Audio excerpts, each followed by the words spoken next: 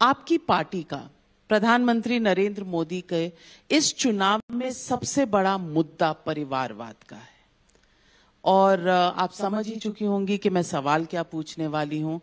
परिवारवाद का आप ऑपोजिशन लेकर उतरे हैं मैदान में और सुषमा स्वराज की बेटी नई दिल्ली की कॉन्स्टिट्यूएंसी से फर्स्ट टाइम एमपी बन रही हैं कैंडिडेट, और किसकी जगह बन रही हैं?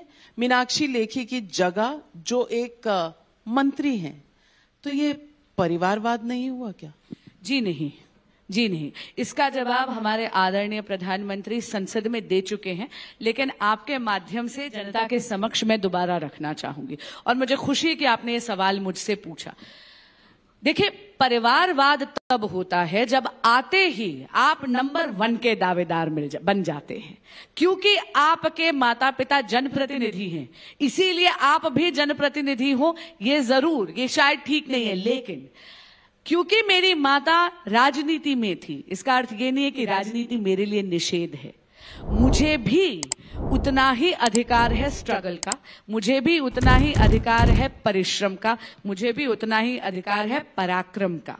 हाँ, मैं पार्टी की बहुत शुक्रगुजार हूं कि उन्होंने ये दायित्व दिया है। ये रिवॉर्ड नहीं है, ये दायित्व है, एक मैं कहूंगी रिस्पॉन्सिबिलिटी है, जिम्मेदारी है, जिसे मैं पूरी तरह निभाने का प्रयास कर रही हूं। और इससे पहले भी जो मुझे दायित्व दिए गए, चाहे मैं लीगल सेल में को कन्वीनर ली गई, चाहे मैं प्रदेश में मंत्री की मुझे भूमिका निभाने का मौका मिला, मुझे एक ग्रास रूट से एक कार्यकर्ता के रूप में काम कर कर जनता में जाकर और फिर निवेदन करने का मौका मिला है। परिवारवाद तब होता है जब आप मेहनत नहीं करते लेकिन सीधा आकर मुख्यमंत्री पद के दावेदार हो जाते हैं, या मैं कहूंगी कि पार्टी के सरगना बनने के दावेदार हो जाते हैं, सिर्फ इसलिए क्योंकि आपका सरनेम एक पर्टिकुलर फैमिली से आता है। नितिन गडकरी जी कहते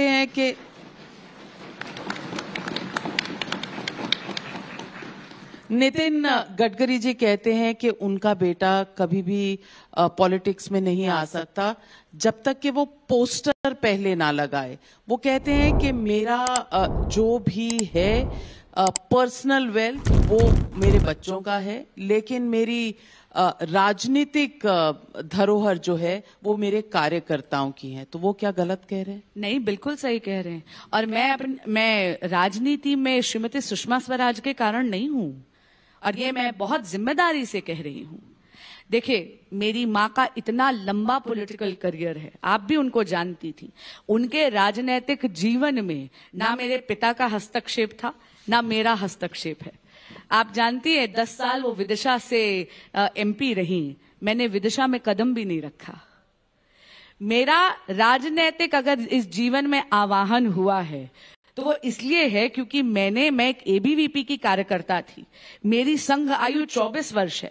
मैंने पार्टी की सेवा 10 वर्ष एक वकील के तौर पर करी है, परोक्ष रूप से। आपके आशीर्वाद से, जनता जनार्दन के आशीर्वाद से मेरा वकालत में ये 17वां साल है। 10 वर्ष से खुद का चेंबर चला रही हूं। मैं दिहाड़ी की मजदूर हूं, मैं कचहरी जाती हूं रोज और अपनी रोटी वैसे कमाती हूं। पार्टी ने मुझे पहली भूमिका लीगल सेल में को कन्वीनर के नाम पे दी, और बहुत विनम्रता से कहूंगी, ये मुझे जो दायित्व मिला या मौका मिला, ये जब कृष्ण मां को चुरा कर ले गए, उनके जाने के 4 साल बाद मिला।